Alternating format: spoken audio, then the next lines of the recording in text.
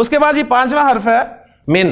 मिन हु, मिन हुमा, मिन हुम, मिन हा, मिन हुमा, मिन हुन्ना, मिन का, मिन कुमा, मिन कुम, मिन की, मिन कुमा, मिन कुन्ना, मिन नी, मिन नी। उसकी उसी के साथ वाला है ना, मिन नी, मिन ना।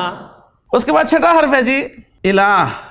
इला या के साथ आया तो ये जो खड़ी जबर थी ना, इसको सीधी जबर में चेंज कर दिया। यहां पर एक सिंपल सा रूल मैं बताया करता हूं स्टूडेंट्स को कि ये जितने भी उल्टे खड़े, ये भी खड़ी जबर थी ना, ये खड़ी जेर है, ये उल्टी पेश है, ये जितने भी उल्टे खड़े होते हैं ना, जब इन्हें आगे मिलाकर पढ़ा जाता है तो सब सीधे हो जाते हैं।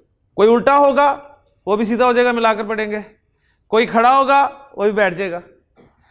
तो इला खड़ी जबर थी, आगे या भी ला रहे थे इसकी, तो क्या बन गया जी इलई, और साथ अब हु लगाएं तो क्या बन गया इलई ही, इलई ही, इलई ही, इलई हिमा, इलई हिमा, इलई हिम, इलई हा, इलई हिमा, इलई हिन्ना, इलई का, इलई कुमा, इलई कुम, इलई की, इलई कुमा, इलई कुन्ना, इलई, इलई, इलई या, इलई या शत के साथ आ जाएगा।